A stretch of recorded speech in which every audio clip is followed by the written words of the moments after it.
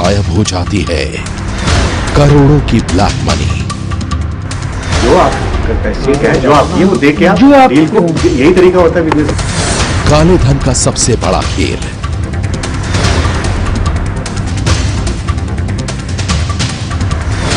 एक चौंकाने वाला खुलासा।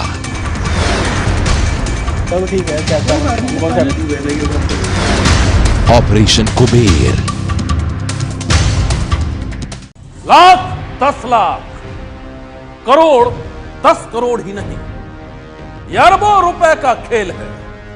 ऐसा खेल जहां कुबेर का खजाना भी 1 मिनट में गायब हो जाता है। 500 और 1000 के नोट बंद होने के बाद ब्लैक मनी को खपाने का यह सबसे बड़ा ठिकाना बन चुका है। सनसनी में आज हम आपको दिखाते हैं काले धन के सबसे बड़े धंधे का चौंकाने वाला खुलासा।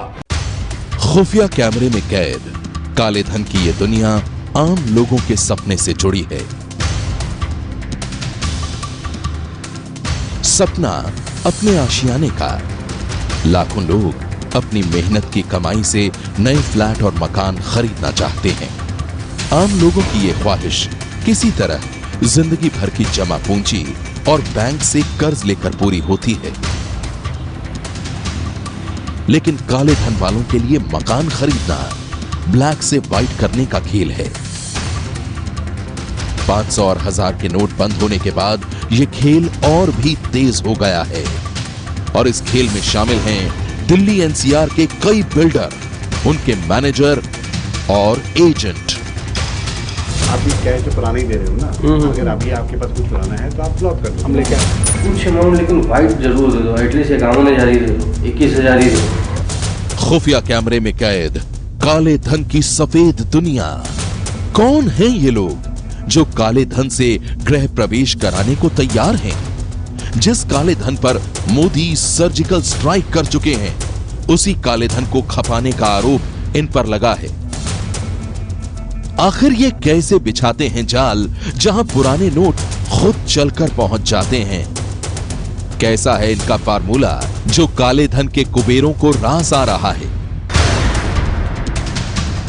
एबीपी न्यूज की टीम को पता चला था कि दिल्ली के करीब गाजियाबाद के राजनगर एक्सटेंशन में ऐसे कई बिल्डर हैं जो काले धन को सफेद करने की कलाकारी में माहिर हैं। इसीलिए हम शनिवार को पहुंचे राजनगर एक्सटेंशन के फॉर्च्यून रेजिडेंसी में।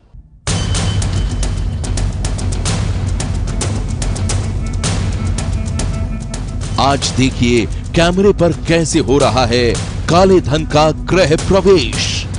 यहां हमारी मुलाकात हुई फॉर्च्यून रेजिडेंसी के प्रोजेक्ट मैनेजर आरके सोनी से। सीधी बात शुरू हुई 3 BHK फ्लैट के बारे में। हमारी टीम ने खुद को पुरानी दिल्ली का रहने वाला बताया, जिसका खारी बावली में ड्राई फ्रूट्स का बिजनेस है। कहां से हैं? चावड़ी बाजार। फ्लोर चॉइस कहीं देख लिया, हमें मेन बात करनी है मुद्दे की। हमें कौन सा रहना भैया, हमें इन्वेस्ट करना है। बुकिंग अमाउंट क्या लेंगे आप? बुकिंग तो स्ट्रक्चर ऑलमोस्ट कंप्लीटेड है। आप 10% बुकिंग अमाउंट दे देंगे, हम आपको बिल्डर बायर एग्रीमेंट बना के दे देंगे। तो इसके बाद आपका लोन प्रोसेस होगा। लोन तो कराना ही है, मैं चाह रहा हूँ कि 50% पेमेंट हम कैश दे दें। तो हमारा है कैश का काम, ठीक है, गाड़ी बावली में। अगर कुछ परसेंट आप हमारा कैश ले लो, बाकी हम चेक से कर देंगे। जब कितना परसेंट मतलब कैश हो जाएगा, कैश हो जाएगा वो सर बिल्कुल वैसे रहने के बारे में पूछ लेते। इसके बाद आरके सोनी हमें इंतजार करने के लिए बोलकर चले गए और जब वो वापस आए तो हमें सीनियर मैनेजर के पास ले गए, जहां फ्लैट को लेकर डील शुरू हो गई। 3 BHK फ्लैट की कीमत थी 48 लाख रुपए। आपकी क्या रिक्वायरमेंट है? क्या आपकी प्रॉब्लम है? क्या देखिए, हमारा वैसे प्रॉब्लम तो कोई नहीं है, मेन कंसर्न इतना है कि करना है, और बस ये है कि हमारा कुछ परसेंट जो है वो कैश हो जाए, ताकि हमारा इन्वेस्ट भी हो जाएगा और जितना ज़्यादा से ज़्यादा हो जाए वो बेस्ट हो जाएगा। मतलब कितना आप कैश कितना आप चाहते हैं? कैश हो जाए 25 से 30 लाख रुपए कैश हो जाए जमा, ऑलमोस्ट 50% की बात है। हाँ। इसके बाद सीनियर मैनेजर ने मुझे एक फॉर्मूला दिया कि अगर आप चाहें तो पूरी पेमेंट कैश में कर सकते हैं और 1 से 1.5 साल बाद अपना कैश वापस लेकर बदले में चेक भी दे सकते हैं। इससे तत्काल रूप से कस्टमर का ब्लैक व्हाइट में बदल जाता और 1 से 1.5 साल बाद बिल्डर का ब्लैक चेक लेकर व्हाइट में बदल जाता। आप कब करना चाहते हो? शाम तक पेमेंट कर देंगे अगर चलिए मैं पूछ लेता हूँ, अगर इनके पास कोई गुंजाइश है कुछ अपने बिजनेस में अगर जॉब कर सकते हैं कि पूछ लीजिए। इवन आप दोनों को ही पूछ लीजिएगा। इसके बाद डायरेक्टर से बात करके सीनियर मैनेजर वापस आए और बातचीत दोबारा शुरू हुई। पहले तो सीनियर मैनेजर ने मोदी सरकार की नोटबंदी की तारीफ की और फिर हमें फ्लैट दिखाने के लिए भेज दिया। और जब हम वापस लौटे तो पैसों की बात शुरू हुई। ये वाला करवा दीजिए। अगर आप चाहते हैं कि आप वापस कैश हम आपको दे दें, जो चेक आप दे देंगे, वो आप मेरे को बता दो ना कितना कर सकते हो। फ्लैट अगर 49.34 का है तो आज हम 50% या 45-40%। आप चेक नहीं देंगे आज? आप बता दीजिए कितने का बुकिंग अमाउंट 5 लाख के आसपास। और पेमेंट कैश कितना कर दें सर? 50% दे देंगे। लेकिन अगर आपको कैश वापस चाहिए ही नहीं तो फिर थोड़ा रेट में चाहिए। फिर आपका लगभग 50 लाख 87 हज़ार। फिर आप करेंगे जैसे भी करेंगे, फिर जैसे मर्जी मैनेज फिर ये होगा। अपने आप कॉस्ट बियर करेंगे उसको। अगर हम 2 साल बाद अपना कैश वापस लेने को तैयार हो जाते तो आज की तारीख में ये फ्लैट हमें 48 लाख रुपए का मिलता। लेकिन अगर हम सारा का सारा ब्लैक में खरीदना चाहते तो बिल्डर इस फ्लैट के 2 लाख रुपए ज्यादा मांग रहा था और डील फाइनल हो चुकी थी। हमने जो अभी चेक करा है, फिलहाल आप शिक्षक के तौर पर थोड़ा बहुत बुकिंग का रख लीजिए, क्योंकि हमें फिर मेन सारा दुकान पे ही आ जाएगा थोड़ी देर में। आपका इंतजार थोड़ी देर जरूर करेंगे।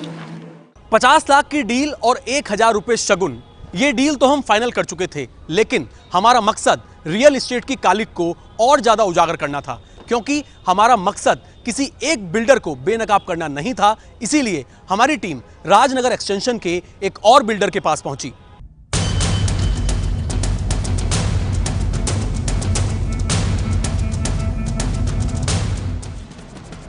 यहां हमारी टीम को सुबोध कुमार मिले, जो प्रोजेक्ट के एजीएम हैं। बात शुरू हुई 2 BHK फ्लैट से। हमने साफ कर दिया कि फ्लैट हमें कैश में खरीदना है। 50% तो आप वाइट दे दो सर, 50% एटलीस्ट हो पाए तो। चलो 50% एक पेपर देना कैश है ना। देखिए मैं आपको ईमानदारी से बताऊं सर, इसमें कुछ अमाउंट जो है हमें रिवर्स करना पड़ेगा आपको। तो पेमेंट वगैरह जैसे 22 लाख रजिस्ट्री वगैरह जो है ना 28 तक में होगी, तो 6 लाख रुपए तक का जो है वाइट वगैरह थोड़ा बहुत हम उस पेमेंट को घुमा लेंगे, वो हम कर लेंगे, उसमें कोई इशू नहीं है। अच्छा सर देखो ऐसा है, रजिस्ट्री तो अभी कराई मत। अच्छा ईमानदारी देखो, पोजीशन लेके आप अभी से भी रहना शुरू कर सकते हो। ये अभी जो मामला गर्म है ना थोड़ा सा, आप समझ लो। पोजीशन हम दे देंगे आपको, सही चाहिए पोजीशन लेटर, फुल पेड का सारा कुछ कर देंगे आपको, एवरीथिंग सही चीज़ है वो एडजस्ट कर देंगे। तो हम 20 लाख रुपए आज आपको दे देते हैं कैश में जी। तो अब मैं आप लेकिन आज लेट हो जाएगा, क्योंकि अभी तो लड़का आज इन द सेंस कल आ जाएगा। सर आप कुछ अमाउंट लेकिन वाइट जरूर दे दो, एटलीस्ट 51,000 ही दे दो, 21,000 ही दे दो। इसी तरह धनवर्षा ग्रुप के एजीएम भी काला धन लेकर हमें फ्लैट देने को तैयार हो गए। स्टिंग के बाद जब हमारी टीम दोनों ही बिल्डर से जवाब लेने पहुंची तो दोनों ने कैमरे पर कुछ भी बोलने से मना कर दिया। हमारे स्टिंग से साफ है कि काले को सफेद में बदलने का धंधा अब भी चल रहा है और इस पर नकेल नहीं लग सकी है। गाजियाबाद से विपिन तोमर और सहयोगी कैमरामैन रंजीत कुमार के साथ अभय पराशर, एबीपी न्यूज। नोटबंदी के बाद शुरू हुई लोगों की परेशानियां थमने का नाम नहीं ले रही हैं। अलग अलग लोगों के अलग अलग दर्द, और सबसे परेशान है वो लोग जिनके घरों में है शादी। देखिए गाजियाबाद की एक दुल्हन और उसके परिवार का दर्द। घर में फैली मायूसी और उदास चेहरे, ये तस्वीरें गाजियाबाद के रहने वाले गोयल परिवार की हैं, जहां नोटबंदी के बाद से ही मातम पसरा है। 26 नवंबर को ही घर की बड़ी बेटी श्वेता की शादी है, लेकिन गोयल परिवार के पास शादी के खर्च के लिए पैसे नहीं हैं। बेटी की शादी का कार्ड लेकर रामानंद गोयल बैंक के कई चक्कर काट चुके हैं, लेकिन इसके बाद भी बैंक वाले इन्हें पैसे नहीं दे रहे हैं। 500 और 1000 रुपए के नोट बंद होने का असर शादी वाले घरों पर ना पड़े, इसको लेकर सरकार ने आदेश दिए थे बैंकों को कि अगर माता या पिता में से कोई भी शादी का कार्ड लेकर बैंकों में जाता है तो उन्हें करीब 2.5 लाख रुपए तक दिए जा सकते हैं। बावजूद इसके कई सारे घर ऐसे हैं जहां पर शादियां हैं, जहां लोग कार्ड लेके बैंकों तक पहुंच रहे हैं, लेकिन वहां से खाली हाथ उनको वापस लौटना पड़ रहा है, क्योंकि बैंक इनके कार्ड देखकर, इनकी एप्लीकेशन देखकर सीधे सीधे हाथ खड़े कर दे रहे हैं कि हमारे पास देने को पैसा ही नहीं है। है। एक ऐसे ही परिवार के पास हम बात करने के लिए पहुंचे हैं जहां 26 नवंबर की शादी है और कल ही इस परिवार में सगाई का भी कार्यक्रम है, लेकिन सारी तैयारियां ज्यों की त्यों पड़ी हैं। रामानंद जी, आपकी बेटी की शादी है, आप भी बैंक गए होंगे। सबसे पहले ये जानना चाहूंगी कि आपको पहले से आपकी शादी वगैरह तो घर की तय थी कि भैया 26 नवंबर को शादी होनी है, जब 8 नवंबर को ये ऐलान हो गया तो आपका पहला रिएक्शन क्या था? सबसे पहले तो जब ये 8 नवंबर को ऐसा बंद हुआ तो मैडम हम चौंक गए कि अब कैसे हम शादी करेंगे। ऐसे हो गया जैसे घर में एक मातम हो जाता है। हम बेटी की शादी करने जा रहे हैं, पैसा कहाँ से आएगा? बात ये नहीं है कि हम लोग संपन्न हैं, हम ये है कि थोड़ा थोड़ा करके इकट्ठा करते हैं पैसों। बेटी ने भी सपने संजोए थे, हमने भी संजोए थे कि बेटी की पहली शादी है, बड़ी बेटी है, हम अच्छे ढंग से करेंगे, समाज में रहते हैं, देखते हैं भाई अच्छा करेंगे, अच्छा चलेगा। आज मोदी ने ऐसा एक हम पे ऐसा आघात कर दिया है कि हम बच्चों को अब ऐसा समझने लगे कि हम पे बोझ हो गए हैं। रामानंद गोयल के मुताबिक ये अपनी बेटी की शादी बड़ी ही धूमधाम से करना चाहते थे, लेकिन सरकार के नोटबंदी के फैसले ने इनके अरमानों पर पानी फेर दिया। ये जो निर्देश दे दिए गए थे बैंकों को कि अगर शादी का कार्ड लेके परिवार में माता या पिता जाता है बैंक में तो उन्हें 2.5 लाख रुपए मिल जाए, तो क्या इसका कोई फायदा हुआ आपको? नहीं, कुछ नहीं, ये सब ढकोसलेबाजी है, कुछ नहीं है। केवल मोदी जी का एक स्टंट है कि भाई पब्लिक को बांधे रखें कि भाई हमने बैंक को जो निर्देश कर दिया कि 2.5 लाख रुपए देंगे, या बेटी की शादी हो, बेटे की शादी है, शादी के लिए हम 2.5 लाख रुपए देंगे। कहीं कुछ नहीं है। हम बैंकों में कई बार चक्कर काट चुके हैं, एप्लीकेशन दे चुके हैं, कार्ड हमने दे दिया है, रिक्वेस्ट हमने कर ली है, कहीं कुछ नहीं है। बैंकों ने बिल्कुल इस पर मना कर दिया कि हमें कोई ऐसा आदेश नहीं है, हमारे पास कोई पैसा नहीं। 3 घंटे लाइन में लगने के बाद हमसे ये कहा गया था कि भाई हमारे पास ना तो पैसा है, ना हमारे पास कोई आदेश है, ना हम आपकी कोई मदद कर सकते। घर में फूटी कौड़ी नहीं है और बेटी की शादी में महज कुछ दिन ही बचे हैं। ऐसे में रामानंद गोयल को ये समझ में नहीं आ रहा है कि वो करें तो क्या करें, किसे अपना दुखड़ा सुनाएं, किसके आगे हाथ फैलाएं, कहां से बेटी की शादी के लिए रुपयों का बंदोबस्त करें। पूरा परिवार सदमे में डूबा हुआ है और दुल्हन तो सदमे की वजह से बमुश्किल ही कुछ बोल पा रही है। जब ये नोटबंदी का फैसला हुआ उसके बाद आपके भी कई सारे अरमान रहे होंगे कि ये कर लूंगी, वो कर लूंगी, वो सब हो पाया पूरा? कुछ भी नहीं हुआ, सब ऐसे रह गया जी। तो अब आप क्या उम्मीद कर रही हैं, क्योंकि आप लोगों ने एप्लीकेशन दी हुई है, शादी का कार्ड भी बैंक में है, तो क्या उम्मीद कर रही हैं आप? आप देख सकते हैं निराशा साफ तौर पर चेहरों पर दिखाई दे रही है। शादी का कार्ड हाथ में लिए ये लोग बैठे हुए हैं। 26 तारीख की शादी है और कल इस घर में सगाई है, लेकिन यहाँ कोई काम नहीं हो रहा। घर पर हमने भी आकर देखा तो सब लोग ऐसे ही बैठे हुए थे, क्योंकि जो काम इनको करने हैं वो सभी काम नकदी में होने थे, लेकिन अभी घर वालों के पास शादी का कोई भी काम करने के लिए 1 रुपया तक नहीं है। रामानंद गोयल की माने तो सरकार के नोटबंदी के फैसले की वजह से ही इनकी बेटी की शादी अधर में लटक गई है और इस गम में दुल्हन की मां कविता का भी हाल बेहाल है। बहुत कुछ सोचा था। तो क्या बेटी को क्या बताना पड़ रहा है आपको? बेटी मायूस है जी, मायूसी आपके भी चेहरे पर दिखाई दे रही है। घर पे जब शादी का कार्यक्रम होता है तो ज़्यादातर काम कैश के ही जरिए होता है, तो बैंक से जब आपको निराश लौटना पड़ा है तो अब आप लोगों के काम कैसे चल रहे हैं? बस हम कुछ कर ही नहीं पा रहे। क्या सोचा था और क्या हो गया। नोटबंदी के बाद गोयल परिवार की हर आस टूटती जा रही है। ऐसे में अब सबसे बड़ा सवाल यही है कि बिना रुपयों के आखिर घर की लाडली बेटी श्वेता की शादी कैसे होगी। सनसनी के लिए गाजियाबाद से प्रतिमा मिश्रा की रिपोर्ट।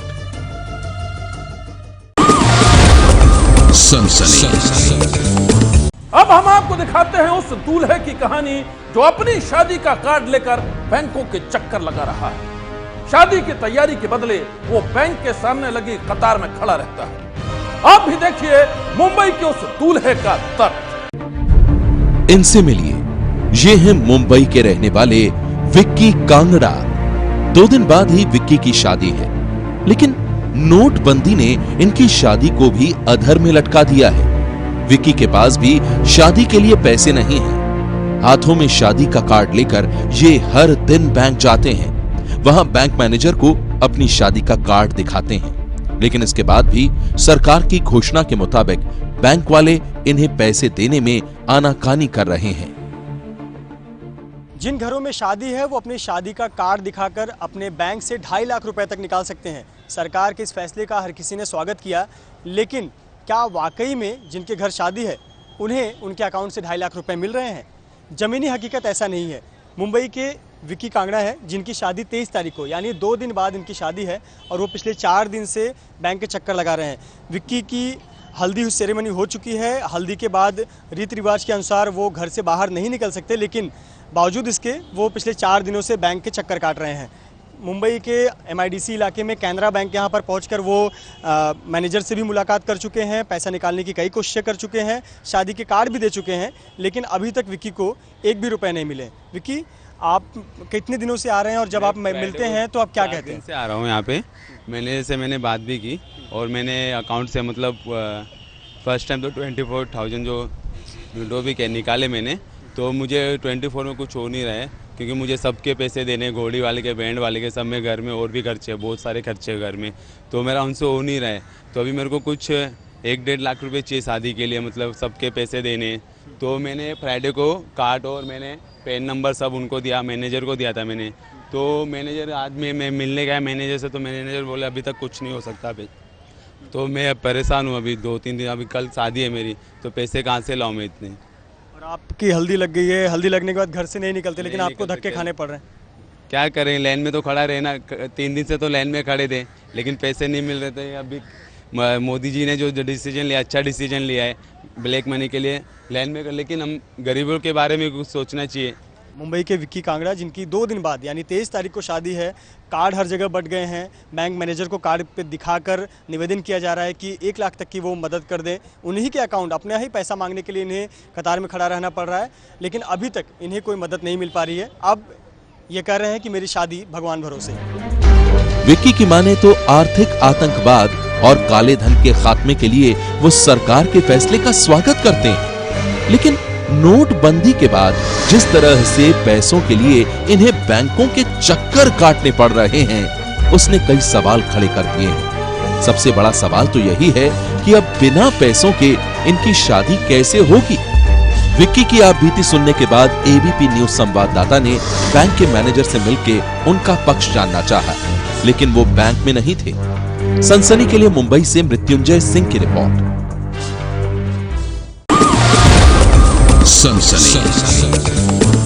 वो परेशान था, लेकिन क्यों ये किसी को नहीं मालूम था। इससे पहले कि कोई उसके दिल की बात जान पाता, एक दिन उसने मौत को गले लगा लिया, और अब सामने आई है मौत के पीछे छुपा कर रखे गए नोटों की चौंकाने वाली कहानी। नागपुर के सावनेर इलाके में पुलिस एक मौत की पहेली में उलझी है, क्योंकि मौत की इस कहानी का कनेक्शन नोटबंदी से है। दरअसल सोमवार को यहां के एक शख्स ने फांसी लगाकर आत्महत्या कर ली। पुलिस के मुताबिक आनंद बापट नाम का वो शख्स नोटबंदी के बाद परेशान था। पुलिस जो है, हम पूरे दिशा में पूछताछ कर रहे हैं, उनसे हर चीज के बारे में पूछताछ कर रहे हैं, लेकिन कल से उनका लड़का और लड़की कुछ भी बताने की परिस्थिति में नहीं थे। वो बहुत ही ज्यादा हादसे में है। पुलिस के मुताबिक मृतक आनंद बापट पहले बैंक की नौकरी में था। बाद में नौकरी छोड़कर उसने अपना बिजनेस शुरू कर दिया था। धंधा उसका अच्छा चल रहा था, लेकिन जिस दिन सरकार ने 500 और 1000 के नोट पर पाबंदी लगा दी, उसके बाद से ही आनंद बापट दुखी रहने लगा। पुलिस के मुताबिक आनंद बापट के पास से एक सुसाइड लेटर मिला है, जिसमें उसने लिखा है कि उसके पास नकदी रुपए थे, जिसे उसने न तो सरकार के सामने सार्वजनिक किया और न ही इसके बारे में अपने सीए को बताया। ऐसे में उन्होंने ये भी कहा है कि ये पैसा उन्होंने अपने सीए से छिपा कर रखना। अपने बच्चों से माफी मांगते हुए बापट ने जो कुछ भी लिखा है, उसकी वजह से जांच के लिए सामने जो पहला सवाल है वो ये है, क्या बापट अपने ही ब्लैक मनी के बलि चढ़े। आनंद बापट के कथित सुसाइड लेटर ने पुलिस को मुश्किल में डाल दिया है, क्योंकि उन्हें घर से कोई कैश नहीं मिला है। पुलिस नोट की तलाशी में जुटी है और वहीं सुसाइड लेटर की भी जांच की जा रही है। पुलिस ये तय नहीं कर पा रही है कि वो इस आत्महत्या की वजह नोटबंदी को माने या फिर कुछ और। सनसनी के लिए नागपुर से सरिता कौशिक की रिपोर्ट। आज की सनसनी में बस इतना ही। आप रहिएगा होशियार, सन्नाटे को चीरती सनसनी फिर देगी दस्तक आपकी दहलीज पर। सनसनी